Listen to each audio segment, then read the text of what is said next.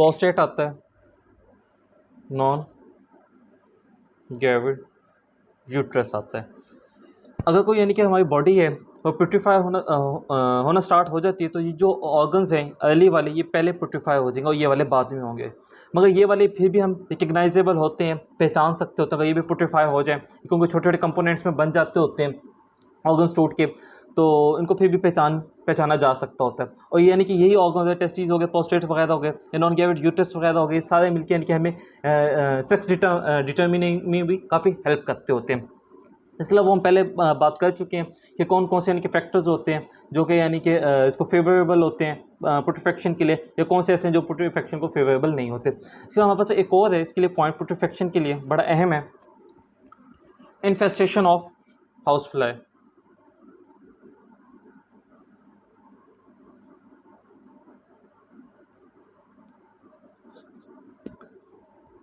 यानी कि जब कोई डेड बॉडी होती है पोस्टमार्टम पीरियड के अंदर, तो जो फ्लाइज होती हैं स्मेल की वजह से ये डेड बॉडी के ऊपर आके बैठ जाती होती हैं और वहीं पे यानी कि अपने अंडे देना स्टार्ट कर देती होती हैं। कितने दिन बाद? 3 दिन बाद।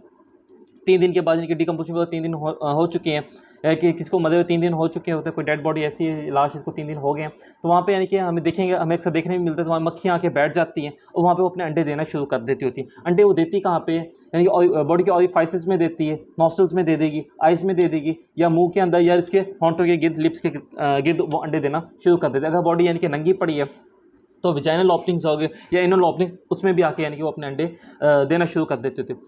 इसके अलावा यानी कि एक यानी कि जो सिंगल एडल्ट फ्लाई है वो एटलीस्ट 2000 एग्स वो यानी कि रिलीज़ करती होती है।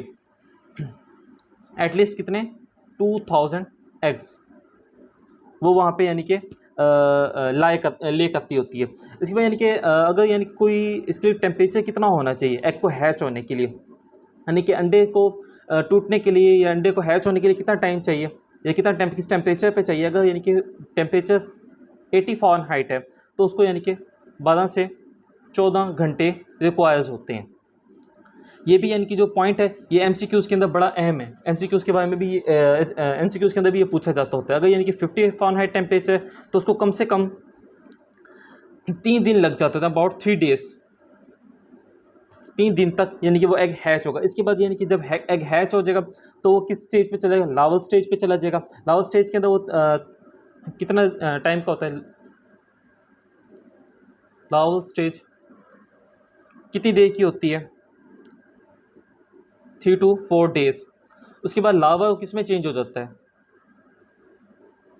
लावा किस में चेंज होगा? प्यूपा। प्यूपा कितनी देर फ्लाइज में कन्वर्ट होने के लिए कितने दिन लेता होता है? वो भी यानी कि ऐसे ही जितना 3 to 4 डेज इसने लिए, 3 to 4 डेज इसने लिए, प्यूपा फिर किस में चेंज हो जाएगा? पूरी एक फ्लाइज में चेंज हो जाएगा, यानी कि पूरी वो एक मक्खी बन जाएगी। इसके बाद यानी कि अगर कोई टेम्परेचर कोल्ड है या कोई यानी कि ऐसा टेम्परेचर है ठंडा इलाका है, तो वहाँ पे यानी कि इसको डिले भी हो सकता होता है और यानी कि प्रॉपर्ली ये बन भी नहीं पाते। अगर यानी कि कोई यानी कि हमारे पास डेड बॉडी है, अगर हमें उसके सैंपल्स लेने हैं तो हमें प्रॉपर्ली हर एक चीज़ को कलेक्ट करना पड़ेगा।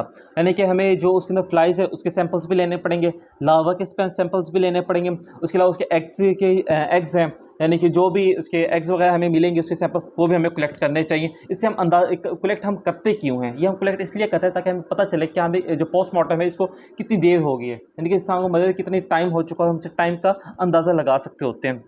यानी कि अगर कोई जो सबसे बड़ी फ्लाई होती है तो हम उसकी एज से भी अंदाज़ा लगा सकते हैं, यानी कि कितने दिन की फ्लाई है। ये अगर प्रॉपर्ली बन चुकी है तो कम से कम इसको जो आदमी इसको मरे हुए 6 से 7 दिन हो चुके होंगे। अगर जो हम सैंपल्स लेते हैं उसको हमें रखना कहाँ पे है?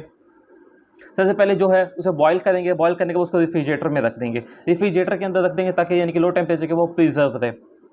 फ्लूइड हम कौन सा यूज़ करेंगे प्रिजर्वेशन के लिए? हम यानी कि 85 cc 90% अल्कोहल लेंगे, उसके बाद 10 cc हम 40% फॉर्मलिन लेंगे और 5 cc ग्लाइसिन लेंगे। इसके अंदर इस मटेरियल को यानी हम इकट्ठा करके यानी कि प्रिजर्वेटिव फ्लूइड बन जाएगा, उसके अंदर हम उसको प्रिजर्व करेंगे ताकि बाद में अगर हमें ज़रूरत पड़े या उसको जज करना पड़े, उसको मुआयना करना पड़े तो हम इजीली कर सकें। इसके बाद हमारे पास जो टॉपिक आता है वो आता है मेंस्ट्रुएशन। इसके अंदर क्या होता है, कोई भी यानी कि फिटस है, उसकी यानी कि माँ के पेट के अंदर ही उसकी डेथ हो गई है, टेक प्लेस हो गया, यानी कि वो मर चुका है, तो उसको हम क्या कहते होते हैं, मिसेशन कहते होते हैं। अगर उसको वॉर्म से ना निकाला जाए तो वो जानलेवा साबित होता है, यानी कि वो अंदर ही डिकम्पोज होना उसकी जो बॉडी वो डिकम्पोज होना स्टार्ट हो जाती होती है, तो इसलिए हमें उसकी बॉडी से मदर की बॉडी से उसको निकालना पड़ता होता है। जो यानी कि मेस्ट्रुएशन होती है, इससे हम अंदाज़ा क्या लगाते होते हैं, यानी कि जो मोड ऑफ डेथ है बच्चे की किस वजह से हुई है, कोई क्रिमिनल एक्ट वगैरह तो नहीं है, या फिर यानी कि उसको यानी कि उसकी डेथ हुई है तो उसके क्या क्या पर्सपेक्टिव्स थे जिसकी वजह से उसकी मौत हुई है। अगर क्रिमिनल एक्ट वगैरह हुआ होगा या किसी ने ज़बरदस्ती अबॉर्शन वगैरह की कोशिश की हो, कोई क्रिमिनल एक्ट किया होगा, तो ऑब्वियस ही बात है जो रप्चर्स वगैरह जो यानी कि मेम्ब्रेन्स होती हैं फीटस की होगी या इंट्रायूट्राइन होगी, वो भी रप्चर हो सकती होती है। उसके अलावा यानी कि हम जब पुट्रिफिकेशन का अमल देखते होते हैं, अगर माँ की जिस्म के अंदर ही हो रहा होता है तो उसके यानी कि इन्फेक्शन वगैरह जो उसकी इंट्रायूट्राइन होते हैं तो हम उसको भी यानी कि मैयर कर सकते होते हैं। इसके अलावा हमारे पास एक साइंटिस्ट था, उसने हमें बताया था यानी कि दो यानी कि चेंजेस टेक प्लेस होते हुए, एक हम स्टडी करते होते हैं ग्रॉस चेंजेस और दूसरी हमारे पास कहते हैं माइक्रोस्कोपिक। एक हमारे पास ग्रॉस चेंज होते हैं, दूसरे हमारे पास कौन से चेंज होते हैं, माइक्रोस्कोपिक चेंज होते हैं। ग्रॉस चेंज में हमारे पास होता क्या है, जो हमें फिजिकली अपीयरेंस नज़र आ रही होती है, क्या होता है, जो स्किन होती है वो उसकी डिस्कलेशन हो रही होती है, यानी कि ब्राउन रेड कलर की उसकी स्किन हो जाती होती है। उसके अलावा जो उसके ऑर्डर है यानी कि जो स्मेल होती है वो स्वीटिश होती है। उसके अलावा जो फील होते हैं, यानी कि जो बॉडी फील होती है वो क्या होता है, यानी कि फ्लक्टेंट होता है। उसके अलावा अगर उसको बॉडी को टेबल पे रखते होते हैं तो वो पुट्रीफाई होना कुछ दिनों में स्टार्ट हो जाती है, तो वो यानी कि उसको दोबारा यानी कि उठाने में बड़ा मसला होता है, क्योंकि वो बॉडी प्रॉपर्ली लिक्विफेक्शन का प्रोसेस जो है उसका स्टार्ट हो चुका होता है, क्योंकि जो उसकी बोन्स होती हैं, जो उसकी स्कल बोन्स होती है बहुत वीक होती हैं और वो डिस्पर्स होना शुरू हो जाती होती है। सेम ऐसे ही जिस तरह की दूसरी बॉडी के अंदर पुट्रीफेक्शन होती है, इसके अंदर पुट्रीफेक्शन होते होते स्मेल भी रिलीज़ होती है। इसके अलावा जो इसकी यानी कि जिस तरह इसकी स्किन पे आम यानी कि जो एडल्ट की डेड बॉडी है उसके ऊपर जो पुट्रीफेक्शन होते हैं तो ब्लिस्टर्स अपीयर होते हैं, इसकी बॉडी पे ब्लिस्टर्स अपीयर होते हैं। जो उसकी स्किन है वो भी स्लिपी हो जाती है, इसकी बॉडी भी स्लिपी हो जाएगी। इसके अलावा यानी कि जो उसकी बॉडी है वो भी जो मसल्स हैं वो भी यानी कि ढांचों का यानी कि बोन्स का छोड़ने लग जाती हैं, इसकी भी ऐसी सेम यानी कि जो यानी कि मसल्स हैं या ऑर्गन्स हैं वो उसकी हड्डियों को छोड़ने लग जाते होते हैं। जो हमारे पास बोन्स होगी, नेल्स हो गए, ये इतनी जल्दी पुट्रीफाई नहीं होती। जो हमारे इसके यानी कि लीवर हैं, स्प्लीन्स हैं, वो सॉफ्ट होते हैं, वो भी यानी कि इंटरनल ऑर्गन इसके वो भी लिक्विफाई यानी कि हो जाते होते हैं। इसके बाद जो हमारे पास आता है वो कौन सी आती है, माइक्रोस्कोपिक स्टडी या माइक्रोस्कोपिक, उसके अंदर क्या क्या चेंजेस टेक प्लेस हुई हैं। माइक्रोस्कोप के अंदर हम कौन कौन से ऑर्गन्स को मतलब मेनली स्टडी करते होते हैं, स्किन को करते होते हैं, किडनी होगी, और तीसरे नंबर हमारे पास क्या आ जाता है, लीवर एंड लंग्स। सबसे पहले अगर मैं एपिडर्मिस की बात करूँ, स्किन की बात करते हैं, तो उसकी जो स्किन वो श्रिंक होना स्टार्ट हो जाती होती है 54% तक, 1 से 1.5 घंटे के अंदर ये श्रिंक होती है।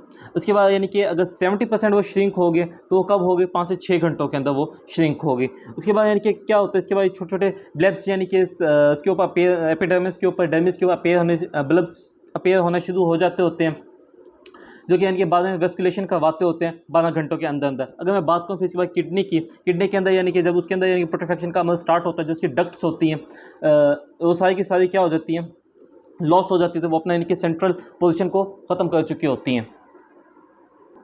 यानी कि 12 घंटों के अंदर जो यानी कि जितनी भी ट्यूब्यूल्स वगैरह होती हैं किडनी की, वो सारी की सारी अब ख़त्म हो चुकी होती हैं, पूरी डिसोसिएट होकर श्रिंक होकर डिसोसिएट हो चुके होते हैं। इसके बाद लीवर की बात करते हैं। इसके अंदर जो फ्लैंकिंग ऑफ मसल्स हैं वो यानी कि 90 मिनट्स के अंदर स्टार्ट हो जाते होते हैं। कितने मिनट में, 90 मिनट्स। इसके अंदर कितना यानी कि किडनी के लिए कितने घंटे चाहिए थे, कितने थे, 12 hours, 6 to 12 hours, 6 to 12 hours. इसके लिए यानी कि 90 मिनट में स्टार्ट हो जाता था। उसके बाद यानी कि जो 12 से 15 घंटों के अंदर जो बाइल डक्ट एपिथेलियम है वो ख़त्म होना स्टार्ट हो, यानी कि वो अलहदा होना स्टार्ट हो जाते थे 12 से 15 घंटों के अंदर। जो उसकी एपिथेलियम है वो उतरने लग जाती होती है बाइल डक्ट की।